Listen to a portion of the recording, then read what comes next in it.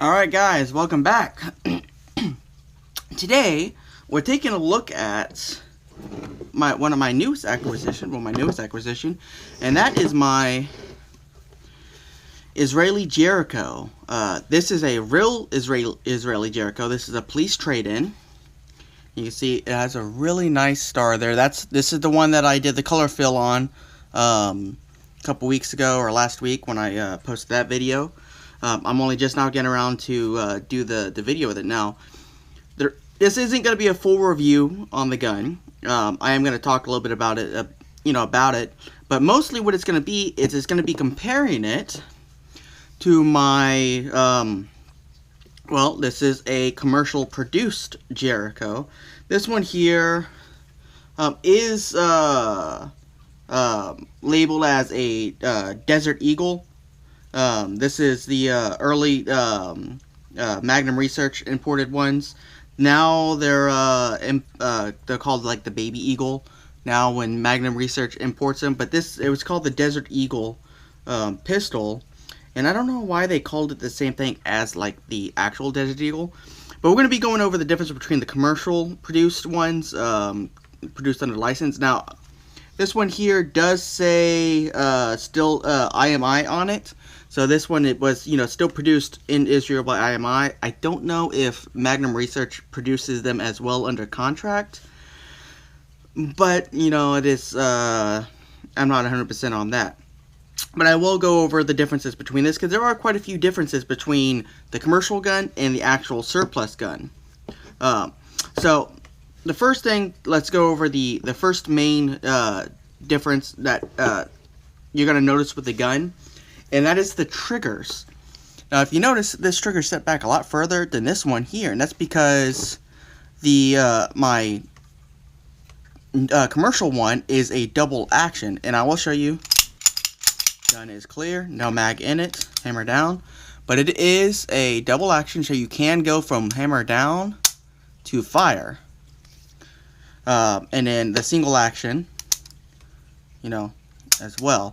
Now, on the police trade-in one, I still would like to find out the date on this, but it is single action only. So you can only shoot it from single action. It's got a really, really light trigger. I mean, this trigger is maybe a couple pounds, but just a super light trigger. Now, the next thing to talk about. The next major feature that is different is the safeties. So, on the commercial production guns, and the newer ones, the safety is mounted on the slide. You have the slide safety. It's okay, it doesn't really affect anything. It actually creates kind of a good solid place you can grab and rack the gun all the time. And it is a decocker as well. And of course, like that.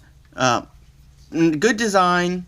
It's not that bad. It's a little less, a little uglier, but it is harder to reach with your thumb unless you have like long thumbs to actuate it with your thumb. So, the surplus one has a frame-mounted safety, which is much easier to actuate with your thumb if you actually had, longer thumbs. So, but the difference with this one is you can't lock anything into the safety with it not cocked. Now, if you cock it, you can't actuate the safety, and it is much easier, even with my small hands, to actuate that. However, it is not a decocker safety. When the safety is on, slide is locked, trigger is locked, hammer is locked, you can't do anything. So, that's one of the main differences on that. Now, there's a couple other differences, smaller differences. For instance, the surplus one has a lanyard loop on it, which is actually nice. And in some pictures, you can actually see the Israeli police have a lanyard on it, and it's attached to their belt. Next is going to be the grips, and actually, I do like the grips quite a bit on the police model, because it's actually thinner than my lock grips. So if you look back here, it comes down and slopes down really fast to the back of the tang of the grip here, and it fits really nice in the hand. Now, my commercial one, I got the lock grips because it's a lot, these are even thinner than the factory grips that came on it. But if you look, there is a bit more of a step here, so it is slightly wider, but it's not that bad. It still feels pretty good, but in the hands, it just, the classic one just feels just way nicer. They both still have the polygonal, hammer forged barrels. However, on my commercial one, actually, if you look, there is a bit more crowning on the commercial gun. It's a little bit more round, a little bit smooth. The surplus one's just kind of flat faced. So, in my accuracy test, my shooting test, it did seem to be about the same. Now, both guns will operate on CZ75 mags just fine. They are interchangeable. No problems there whatsoever. I ran these guns. I ran the original with the surplus CZ75s and all that, and didn't have an issue with it. Now, these another thing that I do like about the surplus one is it is IMI, military, Israel Military Industries, while on the Desert Eagle it's IWI. So this is before 2004 or 5 when they switched over and became a private company. So this is the more collectible of them, and I believe, if I'm correct, this version of the star is the most collectible. They had a couple different versions this star was put on here. Some was like laser stippled and stuff like that. But I went on my way to pay a little bit extra to get this one here to stamp because it just looks so much better. Now, if you're doing a Cowboy Bebop inspired gun like mine that is based on Spike's gun, you have to have the frame or the slide safety, because that is correct in the show as well. His is the slide safety, not the frame safety. So this is more correct. The only thing that I don't have correct on mine is I need to find the extended slide release, which is, really hard to find. I have yet to ever find one. Now, there is some profile differences in the slide release. If you look here, this flat is a little lower and flat, while this one is much taller and narrow. So I assume that this is actually the exact same thing, but there's some other profile differences as well. You see it comes down more like a triangle, while we have a flat edge here. Little things like that are what's mostly different about the two guns. Now, as far as the trigger goes, this trigger is so light that in my shooting, it was easy to accidentally bump fire it and send off a second one, which can be dangerous if you don't have to control a gun. It's not a gun I would give somebody who's new to shoot, because you could accidentally send one off in the wrong direction when it bumps fires. Now, my my other one, slightly heavier trigger, not so bad, Now, there is one other thing, is the slides. Now, this could just be from this one being really well worn in, but the Jericho on its own has an extremely smooth slide, but man, this one here just buttery. It shot great, Now, the cool thing of these marks on the bottom of the loop here, so, that's not really in a place that's really noticeable. But besides that, I mean, extremely nice guns.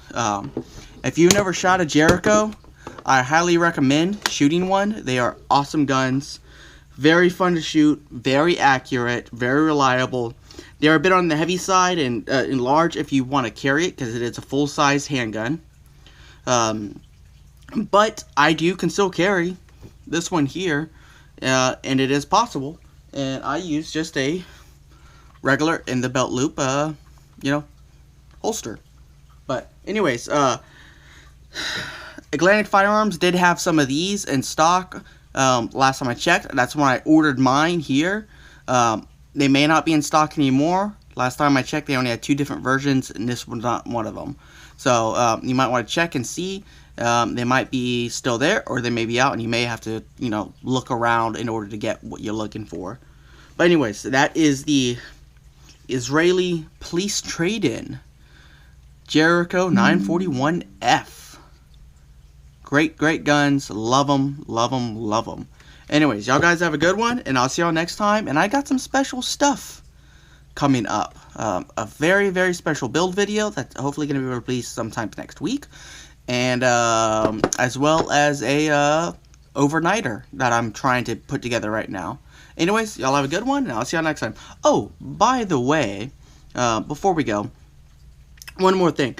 I did start up my Patreon again to get it going. Now that I'm growing some support, and my channel seems to be growing pretty fast, I am going to be trying to put out even more content, better quality content, with new guns, more shooting styles. I'm reaching out to try to get some more things moving about some stuff. But if y'all could please go over there if you're interested and help me out. The main thing that I mainly use that I run low on is ammunition. I can't film without ammunition, and ammunition is not cheap. Generally, I have to really finagle my videos to work with what I got. So I'm trying to build up my stores in order to produce more content and a little more energetic, action-packed content. So if anyone's interested in helping me out, please go over to my Patreon, or you can go over to my Utreon and subscribe, and you can help me keep firing so I can keep making great content for you guys. Anyways, y'all have a good one, and I'll see y'all next time.